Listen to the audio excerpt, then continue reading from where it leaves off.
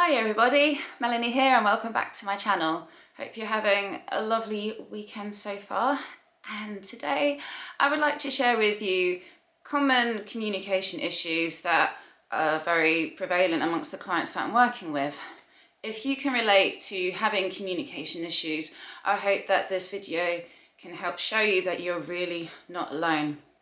These relationships, and by these relationships I mean dysfunctional relationships, toxic relationships, relationships in which there are constant arguments and you feel like things are not progressing, you're not really functioning, hence why I'm using the term dysfunctional. And it could be with cluster B personality disordered people, severely traumatized people, really immature people, whatever it is.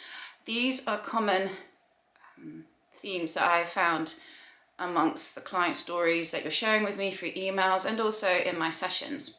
So there's 3 particular communication issues that I'd like to talk about in this video today.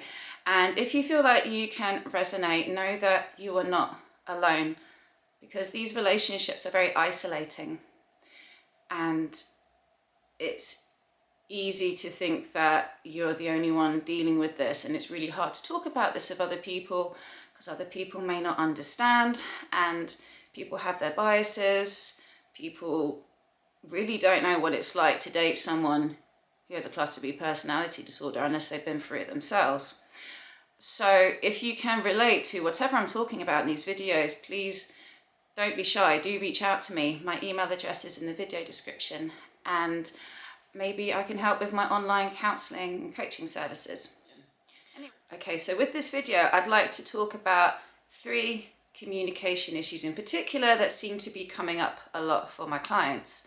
And the first one that I'd like to talk about is going within, retreating during a conflict as a way to deal with the sensory overwhelm that is your partner's intensity with their emotions.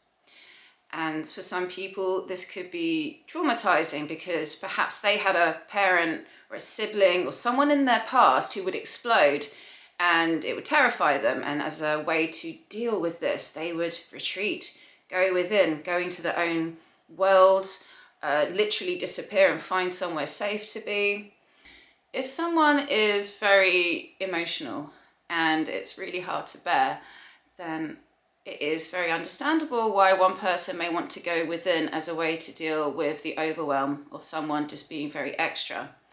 And many of us can relate to this, and especially if you have a neurodivergency, for example, where you find you can be easily overwhelmed. Perhaps, for example, with autism, it's quite common amongst my clients who are on the autism spectrum to go and retreat into their shell and to go within. And this in turn is very triggering for their partner who feels like they've been abandoned, that they want to resolve the conflict, the issue, whatever's going on in the here and now, and they want to do it now. And the other partner doesn't want to and instead goes within, retreats within. And for many people, they experience this as a form of abandonment, that you are in a very important moment leaving them and not being present. And someone who is being emotionally unavailable can be very triggering for someone who has abandonment issues, someone who is scarred internally from being rejected in the past, being left behind, being unseen. This can all be triggered within someone who is experiencing a partner that goes within as a way to deal with conflict. And in turn, this can bring up more anger, it can bring up more stress, more anxiety, more despair. Like with BPD, for example, feelings are felt very intensely, and a partner, at the crux of this is emotional instability and a difficulty in managing one's emotions. So when someone can go from 0 to inferno with their anger, for people who struggle with dealing with someone's anger, not necessarily autistic people, but quite borderline types themselves, people who are sensitive to the feels of someone else's emotions, don't need to give that a label, just someone who is particularly sensitive to the emotion of anger. And maybe they do have a past trauma of witnessing family members being angry, and it can take them to a very scary place. And so a way to deal with it is to leave the room, to not want to engage in conversation, to go within, to retreat. And this in turn can be quite triggering for your partner, who perhaps doesn't like the fact that you aren't emotionally present. It is understandable how you may want to withdraw from the current situation and to not be fully present, to go into your own inner world, to just emotionally go numb, to just not be there.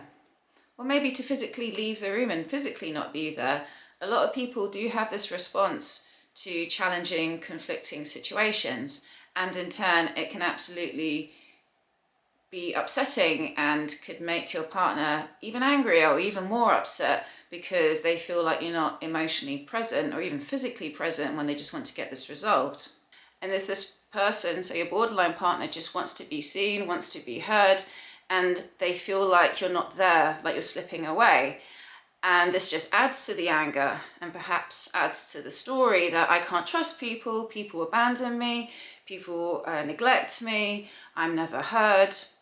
And you can see how the dynamics then with one person retreating further and further and the other person getting angrier or sadder, and often the argument doesn't really get resolved.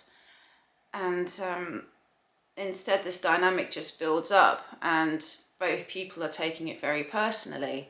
So what do you do if you're in this situation and if you can relate? I mean, the first thing to do is to communicate this with your partner. In my opinion, being honest about things and a willingness to work on it, to work on the relationship and to work on yourself is key. I think it's the only way forward. However, a lot of people will try this, but to no avail. The partner's not listening. Perhaps they get very defensive when you bring up what's going on for you. If you can relate, perhaps you find that you end up lying. You end up withholding information, not being fully truthful, not being fully authentic because you want to keep the peace. Perhaps you are struggling with dealing with intense feelings, and so it becomes easy for you to lie about how you're truly thinking and feeling so that you can keep the harmony in the relationship and not deal with the stress that is someone being angry with you or someone flipping. And this is the second communication issue that I'd like to talk about today: lying. Lying is a common thing that happens in these dysfunctional relationships, and it's something that brings up a lot of shame to even think about.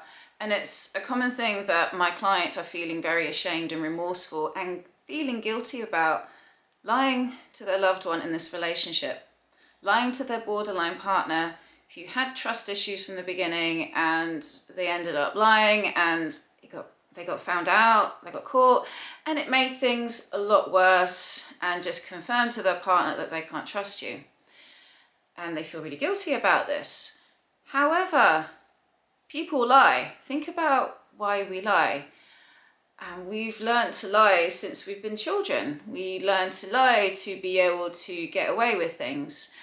And in dysfunctional relationships, we learn to lie to stay safe. This is something that your borderline partner knows very well, okay? This isn't to judge and say just borderline people lie. Although yes, people with BPD often do lie. Like I say, it's a way to stay safe, especially when you've grown up in a very dangerous environment with personality disordered, abusive parents, where you found like you had to lie for self-preservation, and habits are formed since childhood, and perhaps your borderline partner is still in the habit of lying. What I want to talk about is why you lie, why you're lying to your borderline partner. And this is something that I'm hearing a lot, and this is why I want to share this with you in this video, that it's okay that you've lied, and it's also up to you to realize, do I want to be in a relationship in which I'm lying? Do I want to be this person? I'm saying it's okay that you lied because it's understandable if you feel like it's too dangerous to be fully honest with your partner, because if you are honest with your partner, it's going to create a real shitstorm.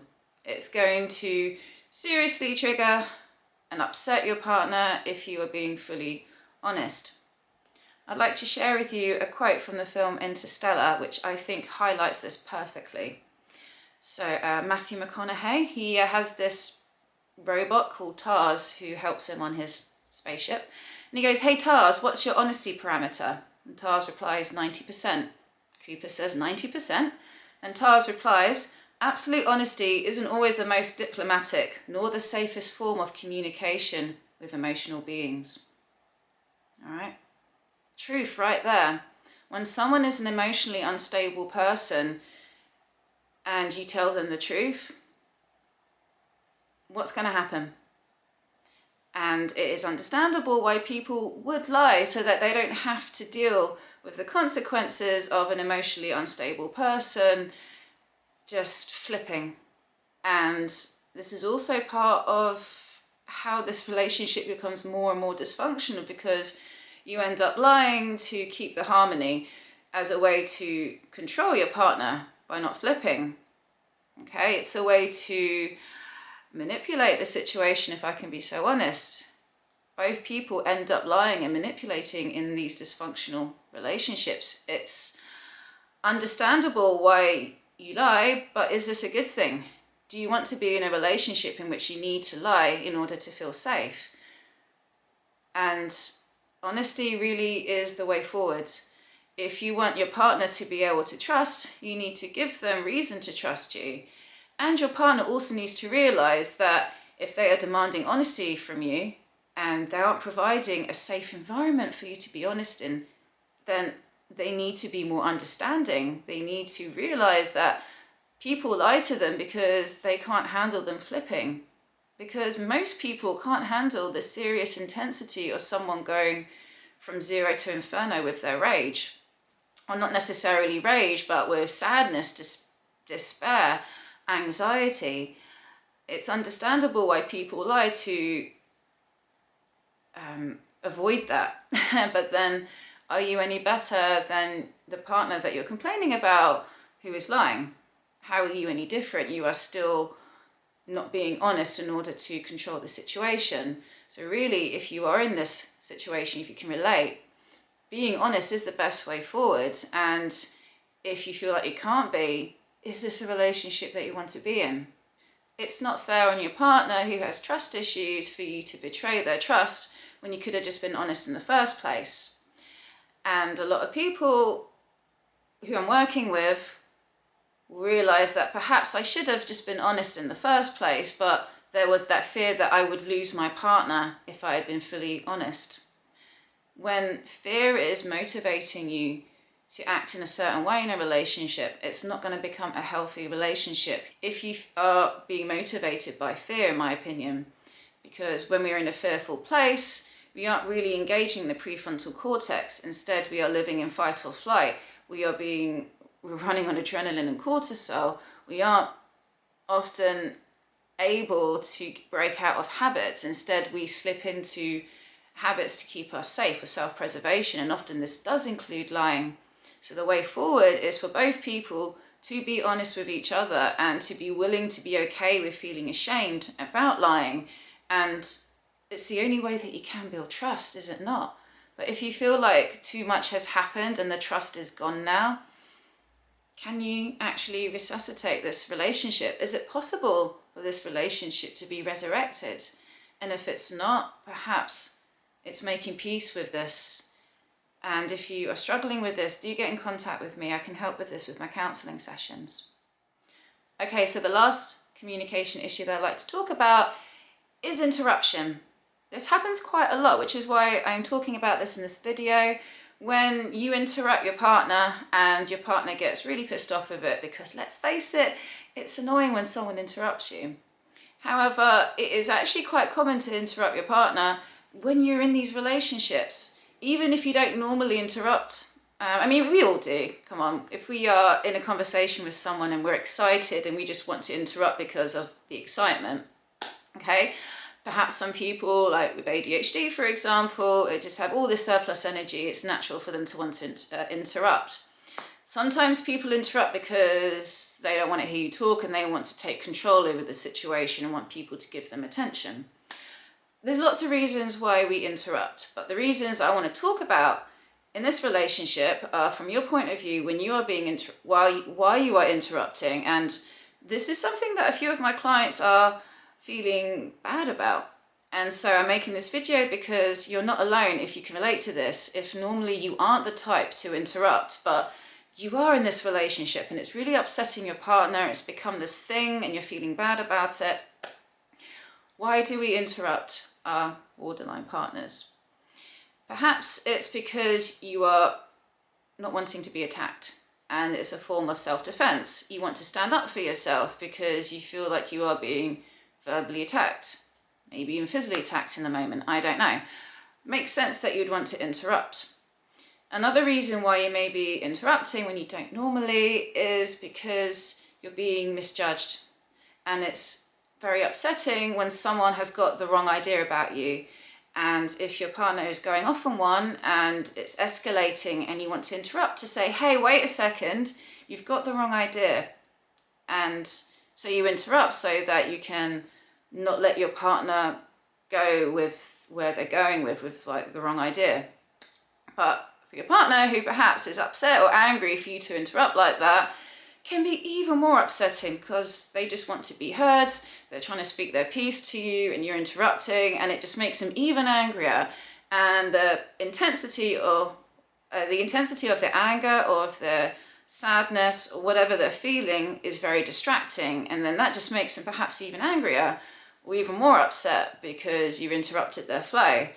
And so it doesn't really get resolved. You're trying to share with them you've got the wrong idea, you're trying to defend yourself, or perhaps you're even trying to say, hey, please, can you stop talking for 5 minutes so I can say what I need to say?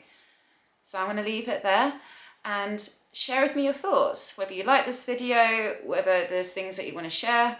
If you want to get in contact, you'd like to hear about my online counselling services, please do get in contact. My email address is in the video description. And until next time, bye for now.